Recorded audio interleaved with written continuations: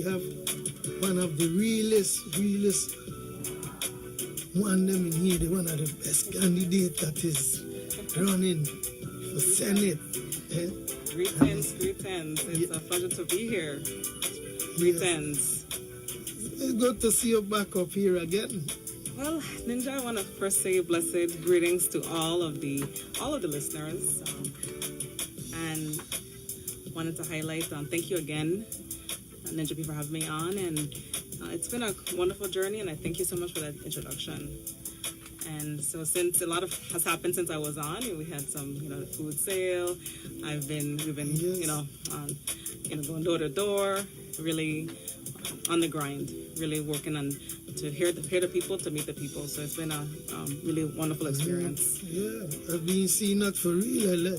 That you've been doing all kind of activities going on out there. Quite busy, and the most important thing for me has been, the opportunity to go door to door. I've been seeing that too. That's it. I just said it to you. And it's like, people appreciate that, and Ninja, people appreciate you actually, hearing from the candidate. And I've participated in interviews, and people asked my basic views. And the question is, they ask is, what is your plan? What is your legislative plan? Because ultimately, the role of a legislator, role of a senator is actually pass laws. And I will really express and reiterate, it's so important for us to understand how government works, but also as a people to move in a sphere that we say, you know what, we're going to take back our government, meaning not just electing, the right people to serve us, but also when they are elected, the importance of them, in fact, doing what? Hearing our voices. So this has been a campaign trail seeking your vote. And by the way, I picked my number as well. So I'm number 21. And the biggest 21. Thing, so when you say number 21 is 21 for the VI sign high. That's 21. So it was, I was blessed with that number. Yeah. And so I'm 21 on the ballot, and I hope to get a support. So what I wanted to kind of emphasize this week, so I've been focusing this week on my platform on education. Really, zoning in on that. When we think about, here we are even in the context of music, you even think about how we would best, address the curriculum issues in terms of, what our children are exposed to. But as I expressed this week, and as I've expressed before, and the focus of my mission and the mission we should be focused on is ensuring that our children have the foundation. Education really being the foundation of everything, and the principalities of reading, writing, and arithmetic. And as we look back and we say some of the things we have lost traditionally, I would say, because a lot of things have happened in the last 20 years where a lot of our children some people are falling behind. And then we look at the system itself. We look at a system that, as I've promoted with the human rights issues, is that our children have a human right to a quality education. Yes. They also have a human right to know the proper education, and that what they learn is not biased. Because I will say, when we look at the history books and we look at certain histories that our children are learning, I am quite concerned when we have an agenda that is putting one race above the other. So as we and I want to also say welcome back to all a back to school message that I shared earlier this week, as people students came to to back to school, teachers, and and the sad part of hearing all those stories, reading through the timelines on social media, but also on the radio and so on, hearing people's concerns. Missing. What do you think about an NJP? We have students with missing, chairs and things like that, and obviously there were some issues with the readiness of the schools. Yeah, and like I said, I was shocked to see like I said back again, sorting school, I was not open. And like I said, that day was shocking to me. Yeah, me too. I think a lot of people like actually. You said, some classes are missing chairs. Yeah, chairs. Man, I really couldn't believe it. I got kids going to school. Yeah. And so, so that's, and it's sad to put a burden upon the parents, on the teachers. So, but there were some highlights. There were some good things in terms of how resourceful some people became, how resourceful our teachers are. And I really commend all of those efforts for knowing the start of the school year was going to be rough. But at the same time, here we go back again to the role of the senators, and we have an education committee. We have the Board of Education that has a committee that addresses the state of our schools. the question is, they didn't come out to us. I remember going out to different schools, even, right, just kind of looking on the outside of, a day before school opened. Of course, it was a holiday, but even a few days before that, there's certain activity levels you had at some schools and not at others. So, we have to really address issue of education from fundamentally addressing the issue of literacy. We have to, I would want to also pass and sponsor legislation to, in fact, establish a program on ensuring that our counselors and particularly our counselors and teachers know how to properly assess our children, really starting from the preschool age and accounting for any kind of learning challenge. And not just challenge, but people also learn differently, because we think about challenge, whether you're behind in something, but also your way of learning. A lot of countries and so on have gone to different ways in which to approach math and reading in terms of systems. I mean, I'm also an advocate for Montessori education and ways in which you can use your hands to figure out things. And just, we have to begin to say, okay, let's look at education from it being holistic. Let us then also, as many teachers have been trained in assessment, let's get a look deeper into that. The other thing that is very important and something that I plan to sponsor is really legislation to get the not just looking at the local and federal funds, but involving our community partners, the business community, and helping us, whether it's to provide after school care funding, summer care funding, and summer enrichment funding. Because as we know, many parents don't know where to take their children after school time. They're still going to work, got to pick up the child from work and then leave them by a relative, a grandparent, or what have you. And we're losing a lot of time where children can be tutored and assisted. And some of those same children can also tutor the younger children. I was a tutor in 8th grade. I was a tutor to elementary school children in 8th grade. That's what I did. That's what I did with some of my after school time. That's a big work. I remember my son being tutored people too. Definitely. Molly's That's like how you say that. Yes, giving back. Yeah, exactly. Yeah. And that builds so much character too, because here's this younger person seeing this older, this person helping them, and it's just a caring, loving way to approach education. And so we do have the models. And so my thing is, we look back to the past and we say, okay, how can we move forward with this? So foundationally, literacy is a crisis. We have a high percentage of children not functioning at their grade level.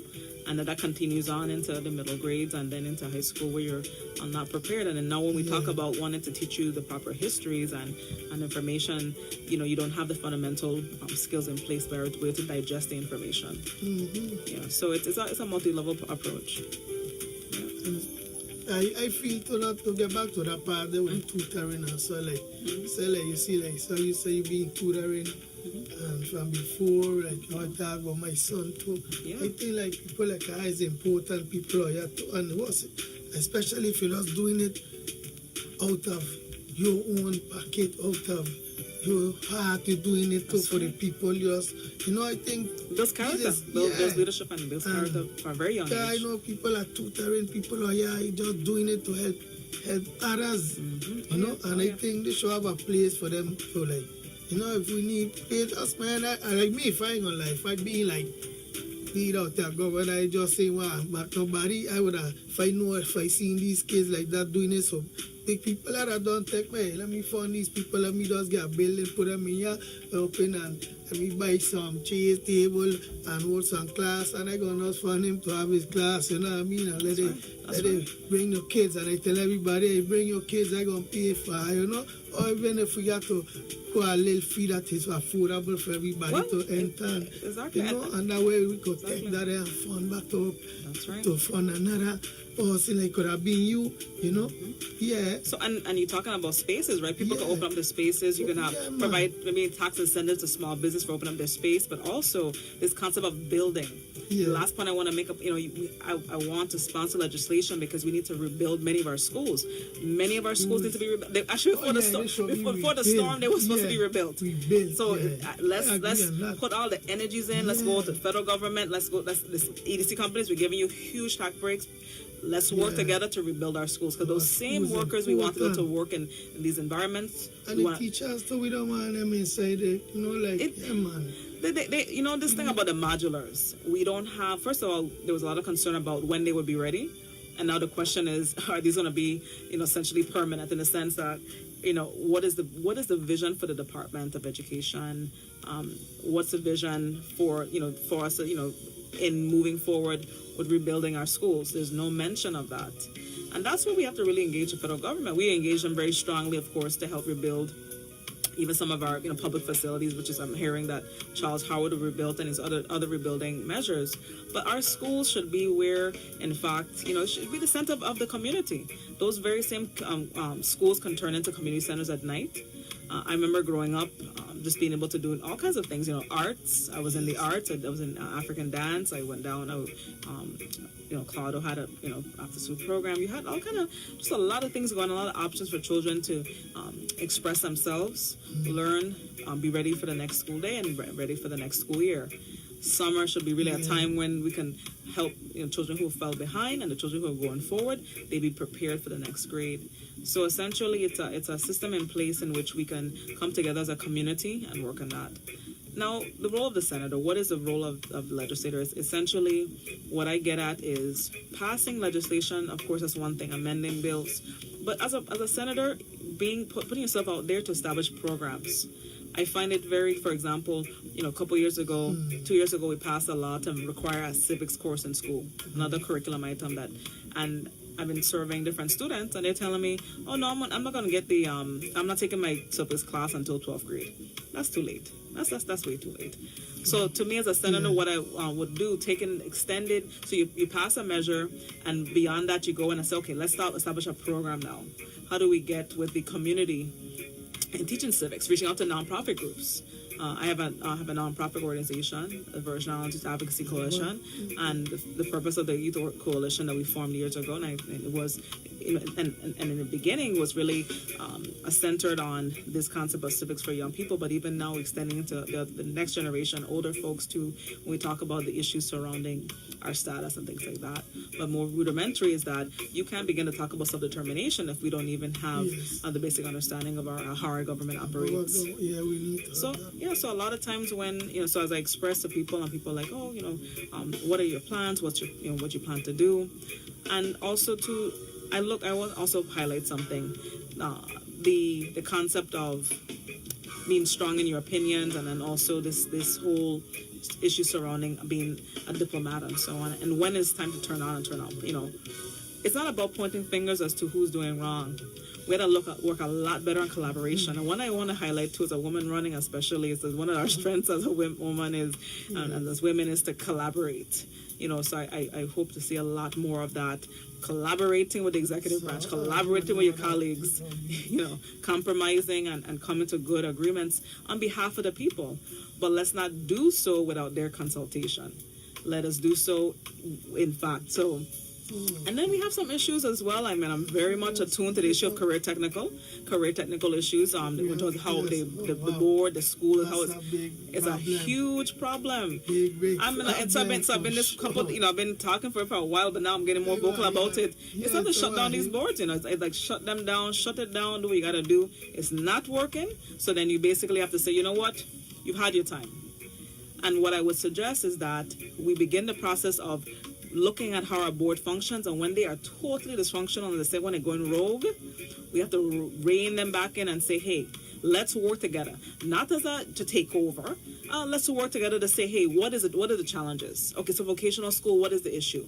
Funding? Okay, let's go after. And there's so many ways in which to get funding for vocational education. Of course, the federal government often gives us some money. We also can go after various grants, whether we're talking about in the science industry, going to NASA, you name it, all these different ways in which to get the federal funding. But here we have, essentially a situation where the board doesn't have enough members. Who appoints the members? The governor. The governor appoints the members. And it's not just only this administration, but it's been others, the previous and so on. So as a role of a senator, you see that a board is going nowhere. That board is at the center of promoting this particular mandate, and in that case, vocational. And they have not made many steps. And I want to also openly commend those teachers in the vocational school who have, and even those who wish to teach there and who've taught there, who have given back so much of their time in face of what I would see as a situation where lack of funding, obviously, but I also would say lack of willpower too, because if you look at it, you look at what you have, and you work within those parameters. You work within, okay, well, in other words, you have this set of funding, how best to use it. And so we gotta work a lot harder than we work in. It's like, we gotta work hard. We have to stay, education committee, we're not just waiting to the budget hearings. We're gonna say, you know what? It's about our children's education, and we got whatever it takes.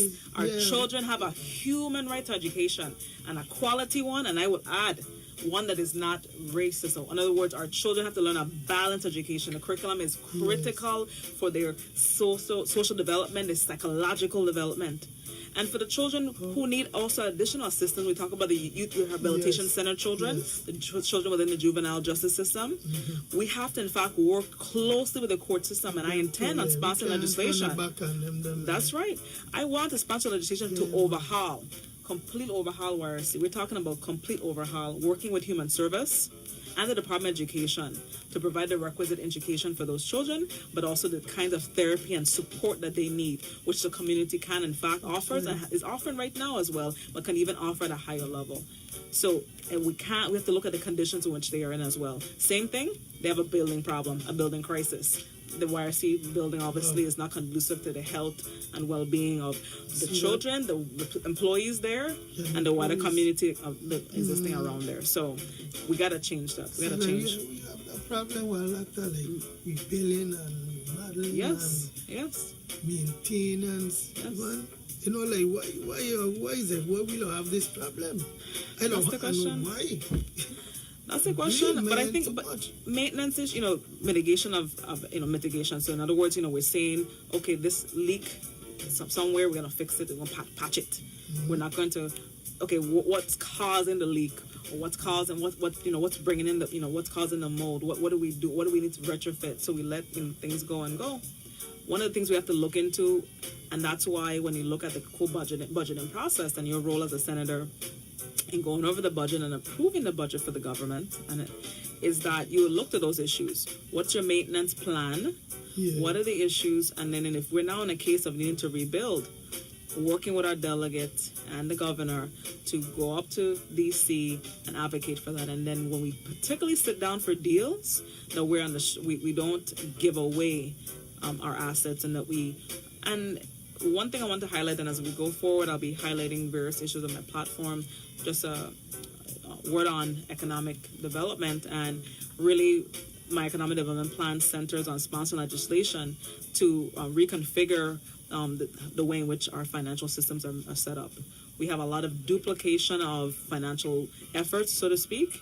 We have essentially a lot of bureaucracy within the different areas. And so what we have is a lot of duplication of effort and not enough productivity coming out of it. In other words, we have, all these different departments.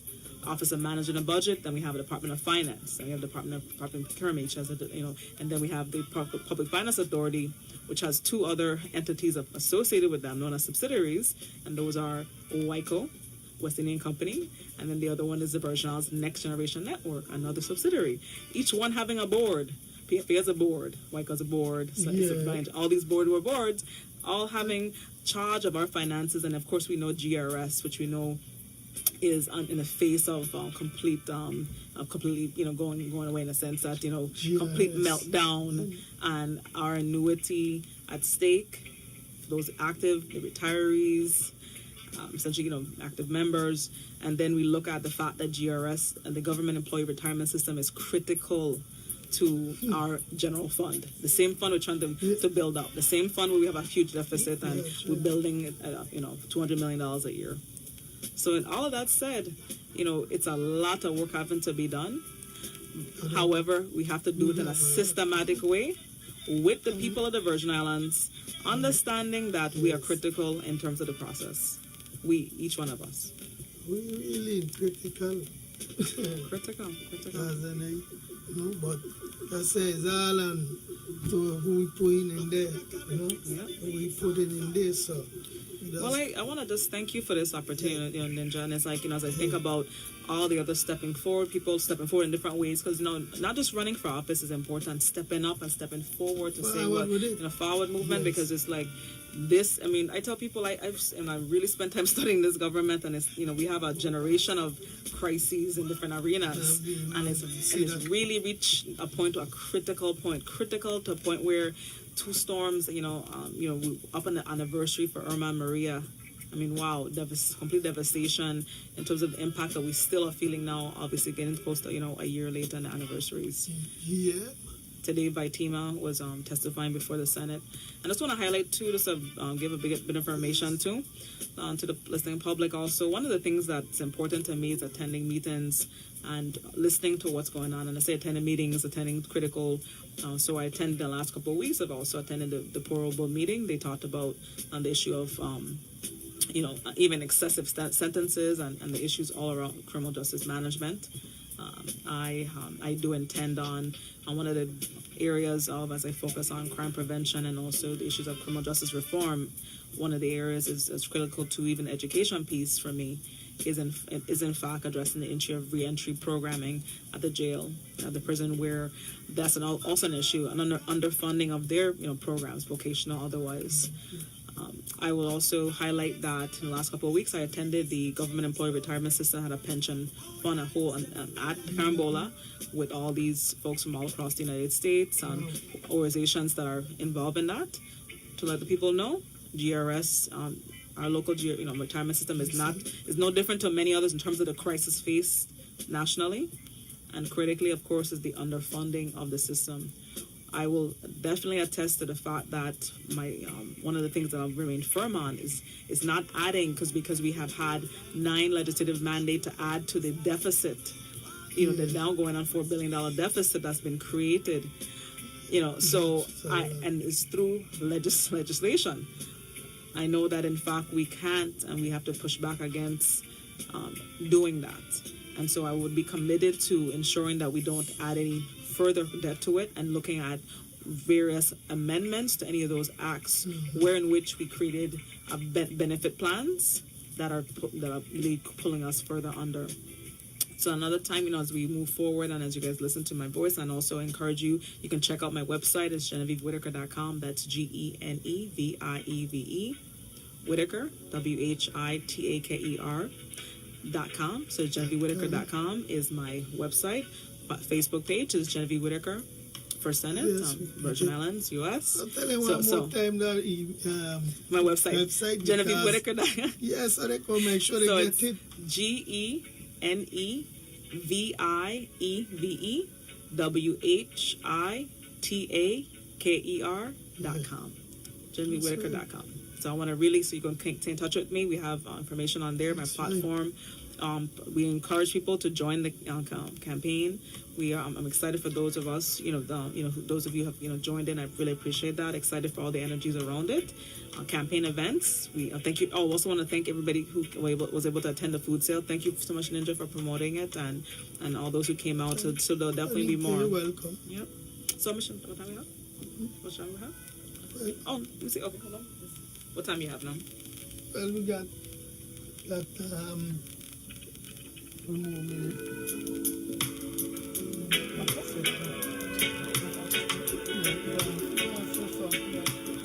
And was asking for questions?